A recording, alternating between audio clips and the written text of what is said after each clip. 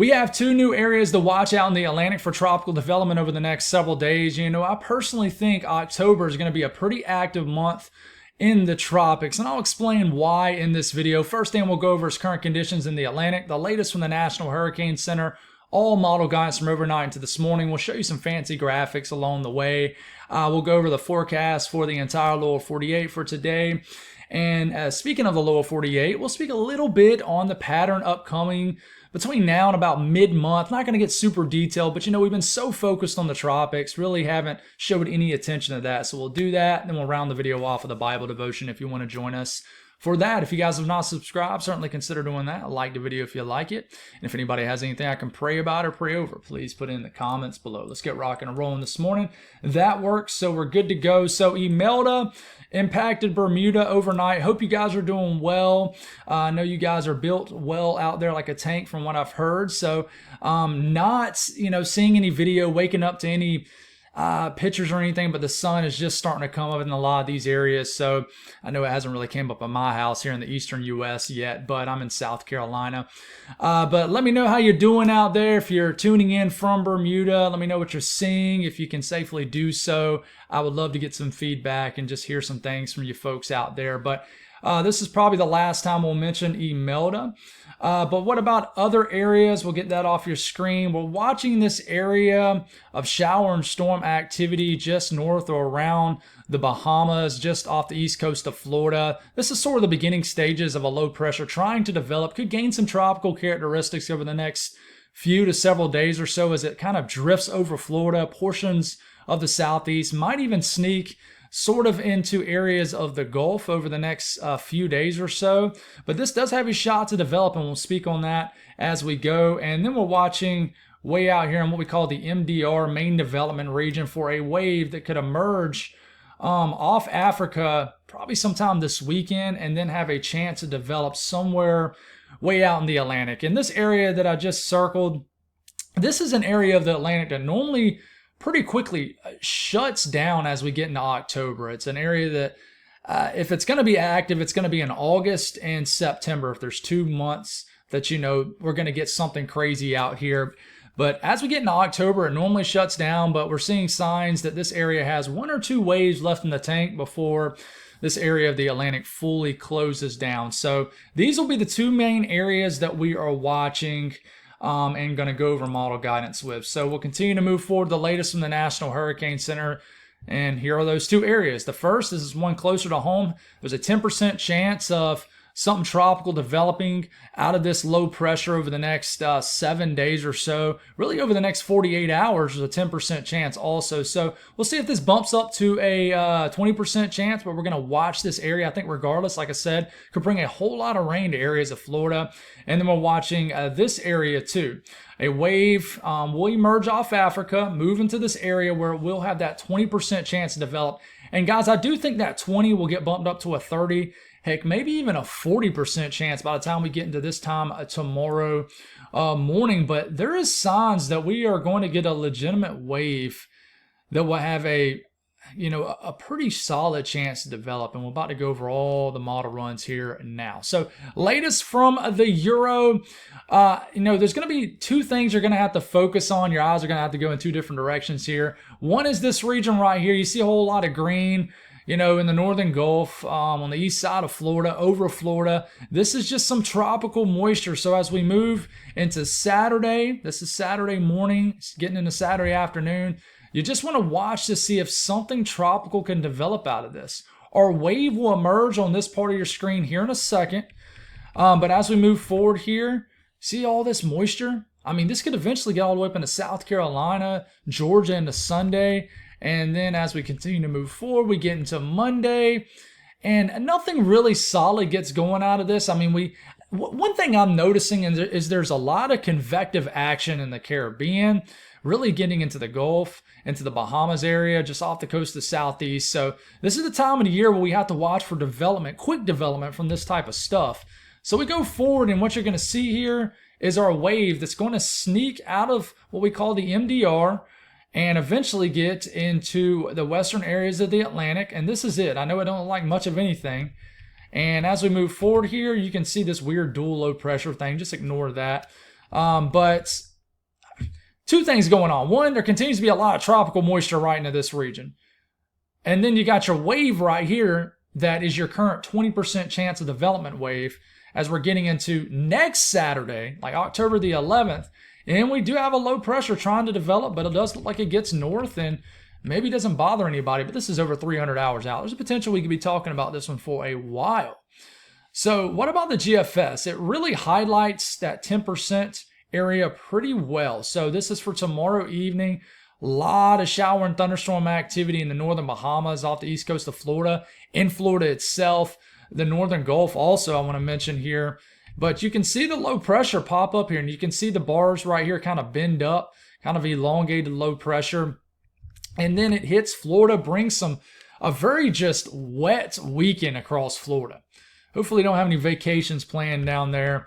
But then whatever's left of this does sneak into sort of the northeastern areas of the Gulf.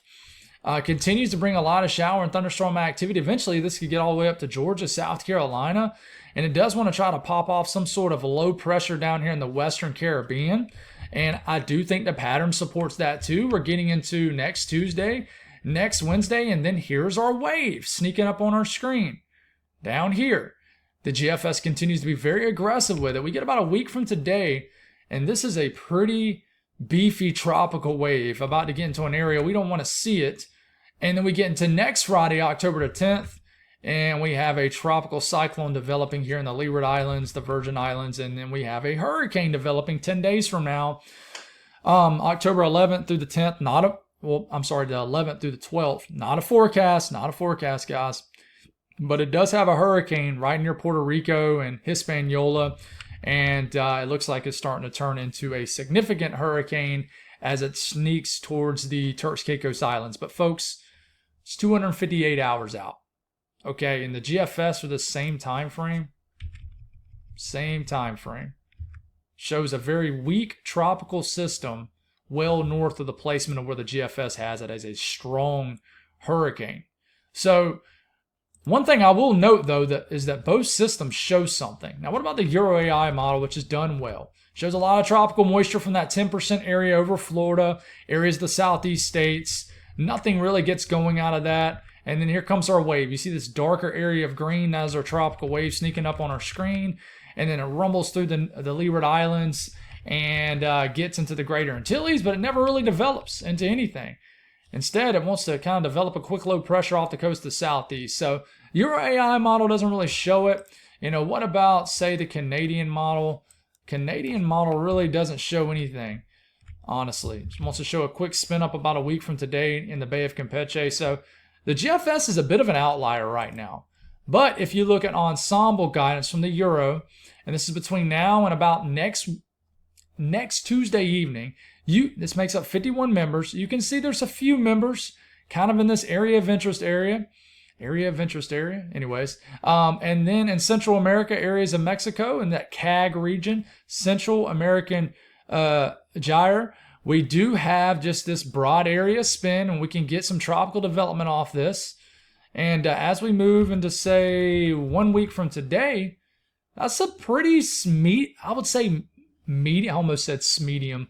That's a pretty medium signal for tropical development. I mean, you look at this at first, you're like, wow, yeah, that's a solid signal. But, you know, still not, I would say it's around, give or take some members, about half the members showing development of this wave of interest as a 20% chance developing. But, you know, you see many members kind of cluttering up in areas of the Gulf, the Western Atlantic also. And then we go about 10 days out, and the members that do form a tropical system look to all turn north, but it's not a guarantee. But the pattern, climate-wise, supports any kind of wave turning north out here. I would say that. But, you know, every situation is different. But there's a lot of scattered spaghettis out here, just kind of scattered about, not sure on what they want to do. But listen, the pattern, if you look at Climo in October, it's very odd.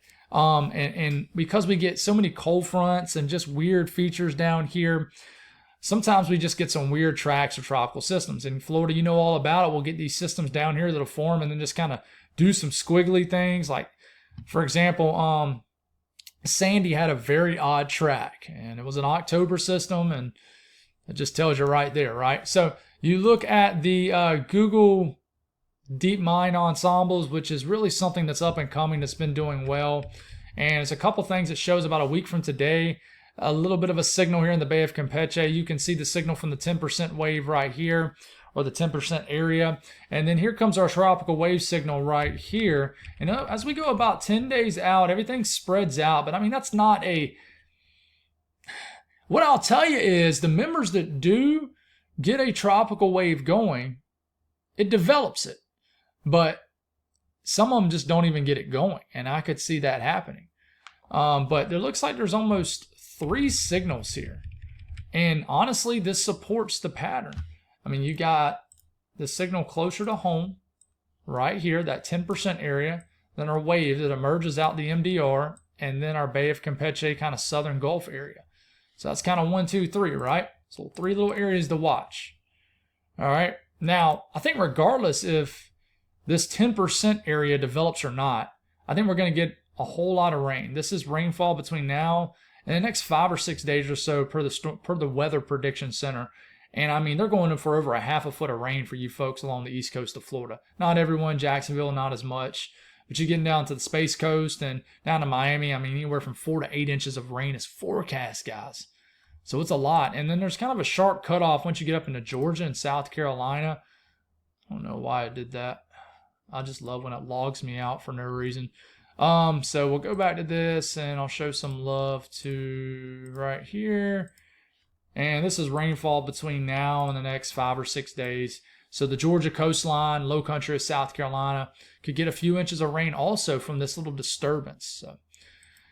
So one thing that kind of backs up what I said at the beginning in the intro of the video is, I really think, what's wild is, we've been getting these big hurricanes that really haven't bothered really anybody at all. We've had some category 4 or 5 hurricanes, 2 category 5s. But we've been lucky, right? And they formed in what I would say is not a super favorable environment. So as we start to move into the 6th to the 10th, I want you to look at this graphic right here. This is the MJO forecast. And it's pretty cut and dry, guys. I mean, the brown areas you see is dry sinking air, and the green areas is moist rising air. So what you're going to see here as we get into the 6th, October, into the 10th over the next few days is you get this area of rising air that gets into the Gulf, sections of the Western Atlantic, and then into the Caribbean. And then we move through about mid-month, the 11th through the 15th. And we got this huge area of rising air over areas of the Eastern Pacific, pretty much all of the Gulf, the Caribbean, the Western Atlantic. So any wave, which I need to make that a little bit smaller, any wave that can get going and kind of move into a favorable phase, and I know this is very small on your screen, is going to have an opportunity to get going. So because we are seeing this right into here through the entire kind of middle portion of October, all that green rising air, and listen, this isn't some long range forecast. I mean, this is coming up. This is in the next few days. I really think we're going to have a pulse of rising air that's going to support a whole lot of tropical activity. I just don't think we're going to get through hurricane season between now and the rest of the way just free. I think we're going to have another threat. The next named storm is Jerry, by the way, much easier name to say. Thank goodness. No offense to anyone named Imelda. Imelda is pretty easy to say. It's just you would think it starts with an E, but it don't. And then Umberto, which starts with an H. So Jerry, much easier, right? But the latest from the tropics as far as the global forecast, let's get this right. Global tropics hazard forecast, a little bit everywhere. I've had to start this video over many times this morning for whatever reason. My girls are being loud. It's distracted me. The birds are going to start chirping here in a second. But between the 8th to the 14th, it's basically saying watch this tropical wave that's going to move in this area. And this makes sense. And then watch the southern Gulf, Bay of Campeche, and the Western Caribbean. And then as we move to the 15th to the 21st, there's a 40% chance of tropical development in this solid red area, 20% in this red kind of candy cane striped area. So we need to watch these areas a little bit closer to home. So I think we're going to get another pulse of tropical activity. And I think this one's going to be more favorable to Climo, meaning somewhere in the Caribbean, the Gulf, things like that. So Another thing that kind of backs all this up is the fact that the Caribbean and the Gulf waters have not been tapped into. Nothing's really cooled these waters down. This area here in the western and central Caribbean, this is 30, 31 degrees Celsius. You convert that to Fahrenheit, it's mid to upper 80s. Some areas might be near 90 degrees. And the entire Gulf is pretty much in the 80s. So it's warm enough for tropical development, guys, even though it's getting into October. But moving past that and looking at today's weather, there's really nothing to speak on, guys. I mean, we got a little bit of rain in Kansas. This is part of that, low pressure trying to develop. So we're going to get a rainy day across Florida. Elsewhere, we're going to get more showers, even some thunderstorms across the western U.S. as energy continues to move into the west coast from the Pacific. Outside of that, it's pretty quiet. Watches, warnings, and advisories. Some flood watches in Idaho, wind advisories in Arizona. We even have some freeze warnings in New England. So definitely some cold air starting to make that season change, right? And then the risk of thunderstorms, just a general risk if you live in the green areas, and excessive rainfall, not much to speak on here. And then the southeast, the only area I'll mention is Florida. You'll have numerous showers and storms dancing around. You can see that low pressure right over areas of the Bahamas, just sort of dance around. It's going to bring a lot of unsettled weather to the Bahamas and the southern peninsula of Florida. And we just got to watch this entire area down here for some development. A lot of action kind of in the northern Gulf that could drift into the Gulf coastline. Then we get into tomorrow morning, we'll do it all over again. The northeast, it's pretty quiet also. Not a whole lot to speak on. A nice fall cool day. South central U.S., nothing to speak on either. Maybe some thunderstorms along the Louisiana coastline. But, I mean, it's dry, it's warm. And then the north central U.S., you guys have been getting an extension of summer. So if you're not a fan of that, well, you'll have to deal with it for another several days or so. But there's no weather to speak on. The western U.S. will get just rounds of moisture sweeping across the western U.S. as we got a dip in the jet stream out here, allowing for low pressure to kind of cut across the Rockies. So big area of rain this evening across areas of Nevada, Idaho, Oregon, eventually getting into Montana. Higher elevation snow from this.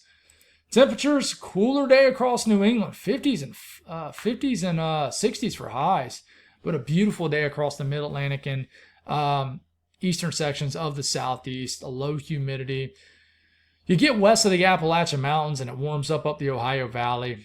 We're getting lucky here east of the Appalachian Mountains because we have some sort of down east northeast flow that's allowing some of this cool dry air to get trapped east of the Apps, so we're looking out with this. And then conditions out west, area of cooler weather here. Very warm conditions for this time of the year, all the way up into the Rockies, Minnesota, all the way up to the Canadian-U.S. border. Going forward, folks, you look at the 8 to 14 day temperature outlook and runs through the 9th to the 15th. Near normal conditions out west, but the middle to the eastern section of the country is definitely leaning towards above average temperatures if you live in these warmer colors. But I do see the possibility of some hope going forward if you're a fall weather fan and sick of it. These are dew points, not temperatures, dew points. The best way to really figure out where a cooler, dry air mass is in place. So after we get through this cool down for areas of the eastern U.S., the air will modify. It'll get moist again. So, I mean, these are dew points in the 60s, even 70s, creeping all the way up through the Ohio Valley, heck, all the way up into southern Ontario. And then we're going to see some sort of cold front. It's going to dig down. All right, it's getting in the next Wednesday, about 6 days from now, October the 8th. And you can see this much drier, dew points in the 40s, 30s, even some 20s. So how far south will this cold front dig? It doesn't get all the way down to the Gulf coastline, it looks like on this run of the Euro. We get in the next weekend, it does bring a pleasant air mass across the eastern U.S. And then I do think we'll have a stronger cold front that could set up past the 10-day range. And I mean, this is a big cold front. But how far southeast does it penetrate? Does it get? And then we get into sort of no man's land, and it starts to show some wild stuff after that with a very dry, almost winter-like air mass. Now, what about the GFS? It's going to show the same thing. It's going to show the GFS is definitely more aggressive with this shot of cooler air. I mean, these are dew points in the teens, dipping down into the middle of the country, and this cold front does make it about by the time we get into next weekend.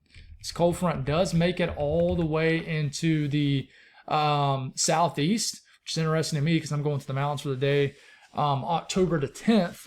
So it's going to be wild having a cold front moving in right when I drive up there, blowing all the leaves around. But anyways, this gets a lot more dry air pretty far south. I mean, very dry air. And that will definitely bring a fall-like air mass. You can see that hurricane creeping up in the long range.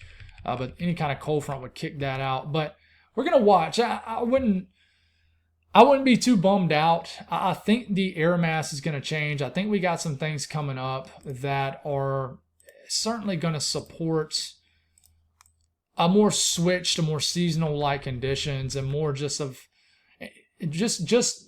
more of things that are typical of October, which is a transition season. We typically can get some powerful storm systems. And guys, I mean, in my personal opinion, and here it is. Here's getting into like midway next week. We have a big storm system that brings a lot of rain across the Northeast. And then we get into next Friday. We have another cold front that will try to dig through. But anyways, I really think October is going to bring some wild weather between the tropics and whatever happens in the lower 48. We just got to watch. But if you do look at temperatures compared to average, we're going to get some record-breaking warmth this weekend across the middle of the country in the northern section states here. I mean, it is going to be record-breaking for sure, well above average temperatures. And then we'll have a little cold front that will move in. You can see the below-average temperatures kind of blast through. And then what happens after that? I mean, that's a big question that we need to figure out here. But we will in time. But it does show more warmth as we get into mid-month. So that's all I got. I do want to go over a Bible devotion with you guys. We'll create a timestamp here. We'll speak more in detail on the pattern coming up as we know more, but right now we just don't know a whole lot. But this morning we're in Psalm chapter 46, verse 1 through 3. It says, God is our refuge and strength, a helper who is always found in times of trouble. Therefore we will not be afraid. Though the earth trembles and the mountains topple into the depths of the seas, though its water roars and foams, and the mountains quake with its turmoil. So the scripture tells us to fully trust in God, even when the chaos around us attempts to distract us with fear and anxiety.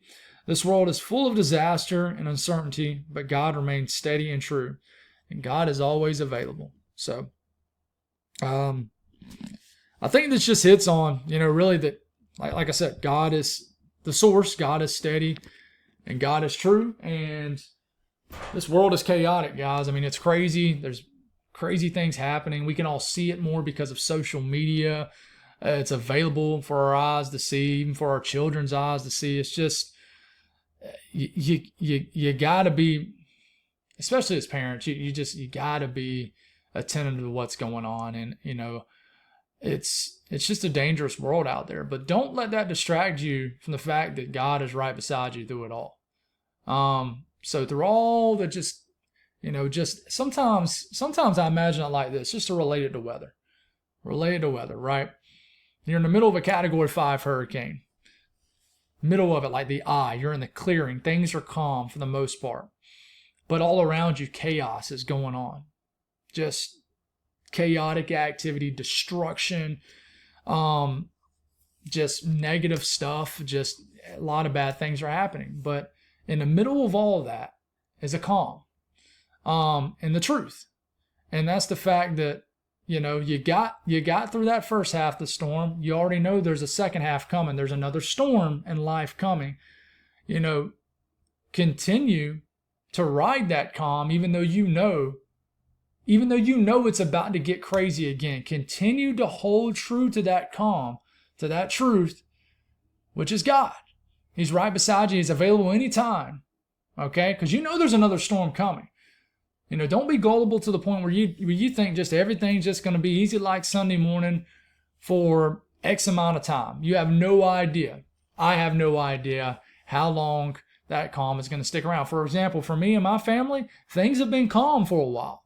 But I know that something looms around the corner, right? I know something's going to break. I know something's going to happen. Somebody's going to get sick. So, anyways, guys, that's all I got. Thank y'all for tuning in. God bless all y'all. Have a wonderful day, and we'll continue to watch what's going on with the weather. God bless.